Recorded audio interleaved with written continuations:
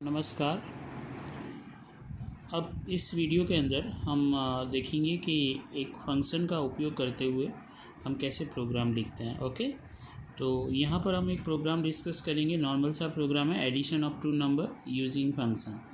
तो कोई भी दो संख्याओं को जोड़ना है फंक्शन के थ्रू, जिसमें हमें कई तरह की फंक्शन से रिलेटेड टर्म्स हम यहाँ पे समझेंगे। ओके, और उसको समझने में हमें मदद मिलेगी। ठीक है, तो जैसे देखिए हमें नॉर्मली कोई प्रोग्राम बनाना है, ठीक है, एडिशन का। तो देखिए कुछ इस तरह से। तो सबसे पहले हम दोनों हेडर फाइल्स यूज़ करेंगे। ठीक है, एज इंक्लूड stdio.h एक हेडर फाइल हमने ली, एज इंक्लूड, ठीक है, कंसोल कॉने.h। ओके, ये ले ली हमने। यहाँ पे वॉइड मेन हमने यहाँ पे यूज़ किए। अब देखिए हमें एडिशन का प्रोग्राम बनाना है, तो हमने यहाँ पे तीन वेरिएबल लिए, एक ए, एक बी और एक सी। ओके, इस तरह से। Clear screen. यूज़र से हम दोनों संख्याएं ले लेते हैं। Print enter value of A and B. A और बी की वैल्यू हम यूज़र से इनपुट करवा लेते हैं। ओके, देन स्कैनर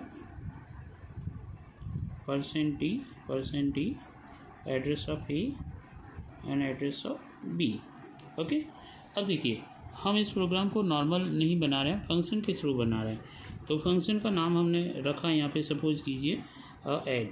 ओके, कोई भी नाम आप रख सकते हैं, हम यहाँ पे ऐड रख रहे हैं। इस ऐड को हम यहाँ पर ए और बी पैरामीटर के रूप में दे रहे हैं। ठीक है, और इस फंक्शन का जो रिटर्न आएगा वो हम किस में ले रहे हैं, सी के अंदर। ठीक है, जब प्रोग्राम नेक्स्ट एग्जीक्यूशन होगा आपका, तो सी के अंदर इन दोनों का एडिशन मिल चुका होगा।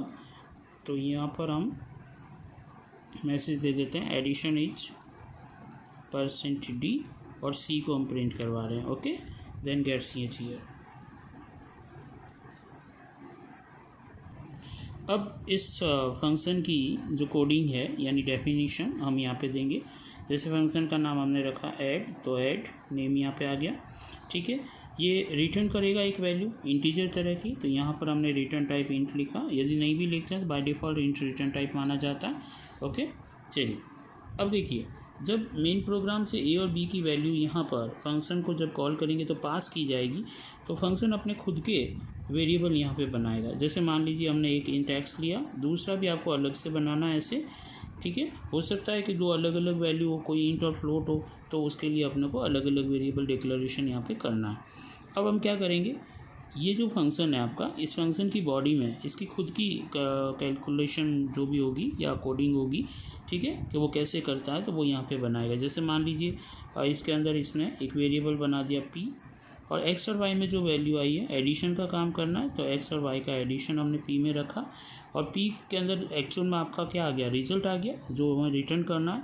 ठीक है, वापस से तो रिटर्न हमने यहाँ पे p लिख दिया। ओके, आप यहाँ ब्रैकेट भी बना सकते हैं। ओके, नहीं बनाए तो भी कोई प्रॉब्लम नहीं है। और ये इसकी कोडिंग यहाँ पे कंप्लीट कर ली। ठीक है, अब यहाँ देखिए एग्जीक्यूशन होगा कैसे। ठीक है, तो एग्जीक्यूशन इस तरह से होगा कुछ कि मेन प्रोग्राम आपका स्टार्ट हुआ आपका। ठीक है, मेन प्रोग्राम जब स्टार्ट होगा ABC enter value of A and B. ठीक है, मान लीजिए यहाँ पर मैं इसका एग्जीक्यूशन बता देता हूँ। जैसे यहाँ पे मैसेज आ गया एंटर ए एंड बी, आपने 10 दिया और दूसरा 20 दिए के एंटर किया, तो ए और बी के अंदर आपका क्या हो गया, 10 और 20 हो गया। ठीक है, तो अपन यहाँ मान के चलते हैं कि ये दो वेरिएबल बने थे मेन प्रोग्राम के अंदर, जिसमें 10 और ये 20 थे।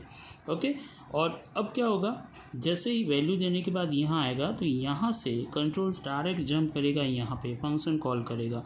तो जब फंक्शन कॉल करेगा, ए की वैल्यू किस में ट्रांसफ़र की जाएगी, एक्स में, और बी की वैल्यू वाई में।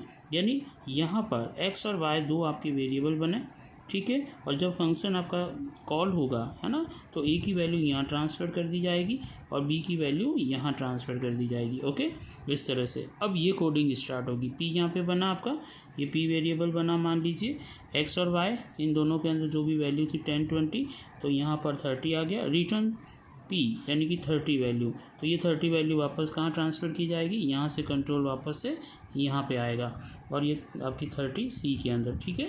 तो एक वेरिएबल आपका C बना, C के अंदर आपका रिजल्ट आ जाएगा 30, जो एक्चुअल में P में था, तो वो वैल्यू रिटर्न हो रही है यहाँ पे एडिशन एज, ओके। तो मैसेज आ जाएगा एडिशन एज, ओके।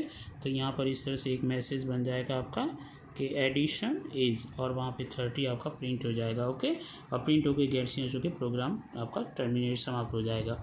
अब देखिए इसमें एक इम्पॉर्टेंट चीज़ है कि जब भी प्रोग्राम एग्जीक्यूशन होगा तो यहाँ पर इस मेन प्रोग्राम को यहाँ अभी पता नहीं है कि ऐड नाम का कोई फंक्शन है, क्योंकि हमने नाम दे रखा है इसका, तो है ना ADD, ये जो नाम दे रखा है ये कोई रिजर्व वर्ड तो है नहीं। तो इसकी एक हमें क्या करना पड़ेगा, इंट्रोडक्शन देना पड़ेगा, ठीक है। और वो इंट्रोडक्शन कहलाता है फंक्शन प्रोटोटाइप। वो फंक्शन प्रोटोटाइप क्या होगा, उसका रिटर्न टाइप, उसका नाम और कौन से टाइप के वो पैरामीटर एक्सेप्ट कर रहा है, ठीक है। तो ये मीन के पहले हमें देना पड़ेगा। तो यहाँ देखिए ऐड रिटर्न कर रहा है इंट, फंक्शन का नाम ऐड है और दोनों के डेटा टाइप है ना, वेरिएबल जो है आपके इंट और इंट ऐसे देना आपको, ठीक है। यहाँ पर इंट A, इंट B लिखे तो भी कोई प्रॉब्लम नहीं है। इसे कहते हैं फंक्शन प्रोटोटाइप, ओके। ये आपका फंक्शन प्रोटोटाइप कहलाएगा, ठीक है। तो ये टर्म्स भी आपको समझनी है। फंक्शन इंट्रोडक्शन जिसे बोलते हैं, जिसमें रिटर्न टाइप, फंक्शन का नाम और दोनों जो भी आपके पैरामीटर्स दे रहे हैं उनके टाइप्स यहाँ पे आएंगे। उसके बाद ये फंक्शन आपका यहाँ डिक्लेयर हो गया, फंक्शन कॉल हो रहा है। तो ये जो A और B है ये कहलाते हैं एक्चुअल पैरामीटर, ओके। इन्हें एक्चुअल पैरामीटर्स कहा जाता है, ठीक है। ये जो कम्प्लीटली जो आपके सामने है ना, इसे कहा जाएगा फंक्शन डेफिनेशन, फंक्शन की परिभाषा। तो ये आपकी फंक्शन डेफिनेशन है जिसमें कम्प्लीटली फंक्शन की कोडिंग होगी आपकी। और एक्स और वाई जो यहाँ पर है इसे कहा जाएगा फॉर्मल पैरामीटर, ये आपके फॉर्मल पैरामीटर्स कहलाएंगे, ठीक है। इस तरह से तो ये चीज़ आपको समझ में आ गया होगा कि किस तरह से हमें फंक्शन बनाना। हाँ, एक और चीज़ यहाँ पर इम्पॉर्टेंट है, ये जो फंक्शन है इस कंप्लीट फंक्शन को आप कहाँ बना सकते हैं, इस मेन के पहले, ठीक है। इस मेन के पहले इस कंप्लीट डेफिनेशन को बना सकते हैं। तो आपको ये पूरे मेन के बाद इस फंक्शन को यहाँ बनाने की आवश्यकता नहीं होगी। जब इस कंप्लीट बॉडी को हम मेन के पहले बनाएंगे तो हमें वहाँ पर फंक्शन का प्रोटोटाइप देने की कोई आवश्यकता नहीं होती है। क्यों? क्योंकि जब फ्लो होगा तो पहले से पता लग जाएगा कि ऐड नाम का फंक्शन दे रखा है वहाँ पे। तो जब उनको पता है कंपाइलर को कि ऐड नाम का फंक्शन है तो कॉलिंग के समय उसे कहीं दिक्कत नहीं आएगी कि ये क्या है, ओके। लेकिन यदि आप फंक्शन पूरा डिफाइन जो करते हैं वो मेन के बाद करते हैं तो आपको वहाँ पर उसकी प्रोटोटाइप यानी फंक्शन का इंट्रोडक्शन मेन के पहले देना ज़रूरी होता है, ठीक है। तो इस तरह से इस एक छोटे से एग्जांपल के अंदर आपको कई तरह की टर्म्स यहाँ समझ में आ गई। फंक्शन प्रोटोटाइप क्या होता है, फंक्शन डेफिनेशन क्या होती है, ये फंक्शन डिक्लेरेशन हो गया आपका, ये एक्चुअल पैरामीटर्स हो गया, ये आपका फॉर्मल पैरामीटर हो गया, ठीक है। इस तरह से ओके।